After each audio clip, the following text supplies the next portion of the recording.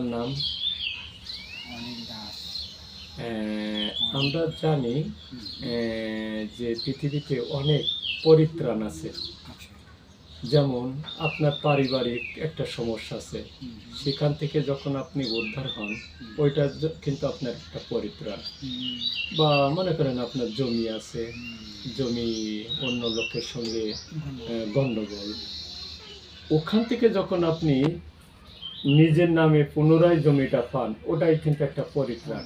কিন্তু আপনি কি জানেন, আমাদের এই ঘটে যাওয়া যে কথা চলাফেরার মধ্য দিয়ে বা আমাদের চলার মধ্য দিয়ে, দেখার মধ্য দিয়ে যেগুলো আমরা করি, তারও কিন্তু একটা পাপ হয়।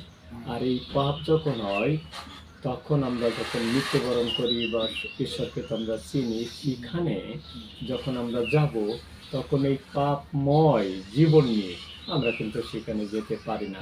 কারণ সেখানে যেতে গেলে অবশ্যই আমাদের এই পাপের পরিত্রাণ লাভ করতে হবে। এই জগতে সেটা করতে হবে, মৃত্যুর পরে আবার হবে না।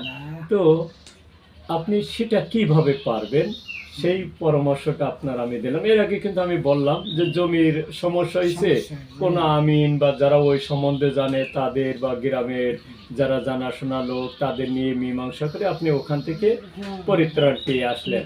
কিন্তু এখানে কিন্তু ওই জনগণ বা ওই চেয়ারম্যান, মেম্বার বা সরকার বা অন্য কারোর মধ্য দিয়ে কিন্তু এ পরিত্রাণটা পাওয়া যাবে না। সেই পরিত্রাণটা আমরা পেতে পারি একমাত্র যিনি পবিত্র, সেই লোকের মধ্য দিয়ে।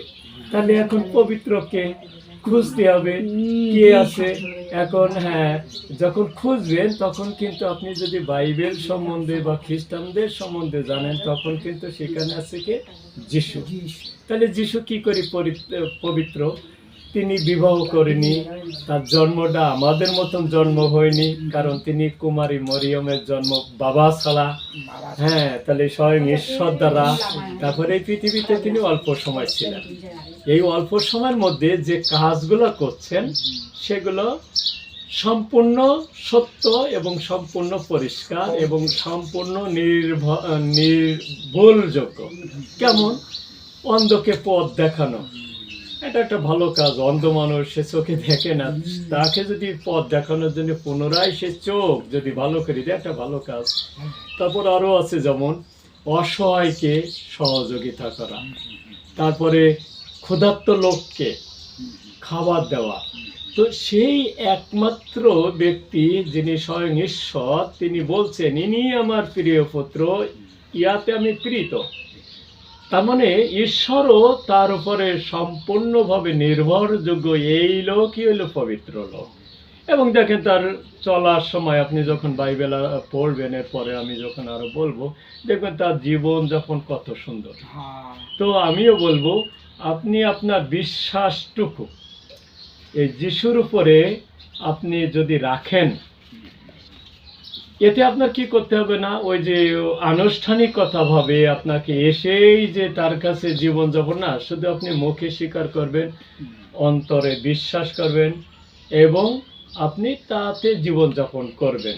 দেখবেন এই পৃথিবীতে আপনি উপকৃত অবশ্যই পাবেন এবং আপনার দ্বারা আরো লোক উপকৃত পাবে।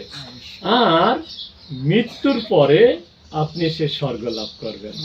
তা আমি আপনার জন্য অবশ্যই প্রার্থনা করব, যেন আপনার এই পাপের পরিত্রাণ প্রভু যিশুর মধ্য দিয়ে হয়। আপনি যেন যিশুকে জানেন, হ্যাঁ চিনেন। হ্যাঁ, যিশু ছাড়া এই যে গল্পে গল্পে এখন আপনি বুঝছেন পরিত্রাণ নাই, তিনি এই পৃথিবীর পরিত্রাণ কর্তা। তো আমি আপনার জন্য পরবর্তীতে প্রার্থনা করব এবং আরো দেখা হবে। সে পর্যন্ত আপনি সুন্দর থাকেন, সুস্থ থাকেন। অনেক ধন্যবাদ। ধন্যবাদ। আপনাদের ওখানে যাওয়ার সুযোগ আল্লাহ চাইলে সঠিক সেই ঈশা নামে ঈশার সুযোগ দিলে আমরা যাবো, আসবো ঈশা নামে। জয় যিশু। ধন্যবাদ দিই। আপনার নামটা কি? সান্ত্বনা দাস। সান্ত্বনা দাস, আপনাকে ধন্যবাদ দিই। এই সময় আপনাদের পরিবারের মধ্য দিয়ে আমরা আসতে পেরেছি এবং আপনাদেরকে প্রভুর বাক্য দিতে পেরেছি, দেব, সেই জন্য আপনাকে ধন্যবাদ জানাই। বোন, আপনি বিশ্বাস করেন যে প্রভু যীশু খ্রিস্টের মধ্য দিয়ে যদি আমরা আসি, তাহলে আমাদের জীবনে পরিত্রাণ আছে, আমরা পরিত্রাণ লাভ করতে পারি এবং আপনারা পরিত্রাণের সেই স্বাদ আপনারা পেতে পারেন। এবং আমরা পৃথিবীতে এসেছি এবং পৃথিবীতে আসার পরে ঈশ্বর আমাদেরকে সৃষ্টি করেছেন তার মনুষ্যরূপে এবং তার প্রতিমূর্তিতে। আমরা যেন প্রভুতে বিশ্বাস করি, প্রভু আমাদেরকে অত্যাধিক ভালোবাসেন, সেই জন্য পৃথিবীতে আমাদেরকে পাঠিয়েছেন। কিন্তু আমরা একসময় পাপ করি এবং ঈশ্বরের অবাধ্য হই এবং সেই অবাধ্যতার কারণে আমরা পাপী হই এবং সেই পাপের মধ্য দিয়ে আমরা জীবনযাপন করি। আর সেই পাপকে মুছে দেওয়ার জন্য আমাদের একমাত্র ত্রাণকর্তা প্রভু যীশু খ্রিস্ট আমাদের কাছে আসলেন এবং তিনি সমস্ত পৃথিবীর লোকের পাপের মূল্য হিসাবে তিনি ক্রুশে মৃত্যুবরণ করলেন এবং তার মৃত্যুবরণ এবং তিনি 3 দিন পর তাকে কবর দেওয়া হয়েছিল এবং 3 দিন পর তিনি পৃথিবীতে স্বর্গে উঠলেন এবং 3 দিন পরে তিনি আবার পৃথিবীতে নামলেন এবং তিনি আমাদেরকে পাপের ক্ষমা দিয়ে গেলেন তার রক্ত দ্বারা। আমরা যদি প্রভুকে বিশ্বাস করি এবং গ্রহণ করি মনে প্রাণে, তাহলে আমরা সেই অনন্ত জীবন আমরা পেতে পারি এবং সেই অনন্ত জীবন লাভের জন্য আমরা প্রভুকে গ্রহণ করতে পারি। বোন, আপনাকে ধন্যবাদ এই সুন্দর বাক্য শোনার জন্য। আর বিশেষ করে ধন্যবাদ দিই যে আপনি অন্টাস মিস্ট্রির পক্ষ থেকে আমরা যে প্রভু সুসমাচার আপনাদের কাছে দিয়েছি, সুসমাচার মনোযোগের সহিত শোনার জন্য। আপনার পরিবারে আসবো, আপনাকে বাইবেল শাস্ত্র দিব, আপনারা শুনবেন, তারপরে প্রভুকে আপনারা গ্রহণ করবেন এবং অনন্ত জীবন পাওয়ার সেই পথটা আপনারা খুঁজে পাবেন। জয় যিশু, ইম্মানুয়েল। যিশু একদিন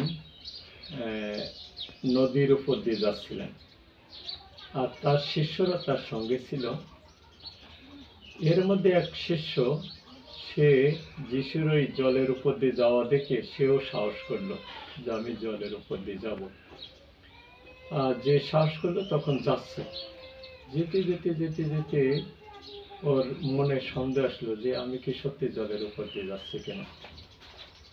এক সময় সে যখন সন্দেহ আসলো তখন সে আস্তে আস্তে কি করতে লাগলো, জলের তলে ডুবে যেতে লাগলো। তখন বলল, যিশু আমাকে উদ্ধার করো। আর যিশু তখন তার কাছে আসলো এবং তাকে সেখান থেকে উদ্ধার করে বলল, কেন সন্দেহ করলে? আজকের আমরা পৃথিবীতে যারা আছি, আমরা যে কোনো দেবতাকে আমরা মানি না কেন, আমরাও কিন্তু ওই রকমই পিতরের মতন হই, যিশু শিষ্যের মতন হই, চলতে চলতে আমরা সন্দেহ করি। তো আপনাদেরকে আমি অনুরোধ এটাই করব যে আপনারা যখন শুনবেন বা এই যিশুর কথা শুনলেন, এখন থেকে আপনারা সন্দেহ করবেন না। আপনারা বিশ্বাসে যিশুর কাছে চাবেন। হতে পারে আপনাদের কোনো সমস্যা, জ্বর বা সর্দি কাশি বা সংসারে, যেমন আপনি আছেন সংসার জীবনে, আছে ছাত্রী, কঠিন একটা পরীক্ষা তোমার সামনে আসতেছে, পড়াশোনা নিয়ে মাথার ভিতরে আসতেছে না, তখন তুমি কি করো? প্রার্থনা করো বিশ্বাসে, প্রভু যিশু তুমি আমার জ্ঞান বুদ্ধি বেশি দাও যেন আমি এটা অধ্যয়ন করতে পারি। আপনিও বলতে পারেন আমার সংসারে এই আছে, প্রভু তুমি আমাকে এর থেকে উদ্ধার করো বা এটা জুড়িয়ে দাও। কিন্তু কোনো প্রকারের সন্দেহ করা যাবে না যে আমি চাইলাম কেউ শুনলো, ও কে কি বললো, না, দরকার না। আপনি মনে মনে বা প্রকাশ্যে এটা বলতে পারেন, তাহলে দেখবেন যিশু আপনাকে যা চাবেন সেখান থেকে আপনাকে উত্তর দিতে। আর যদি সন্দেহ করেন তাহলে কিন্তু শিষ্যর মতন দেখা গেল যে এক সময় ওইটা পাওয়া যায় না।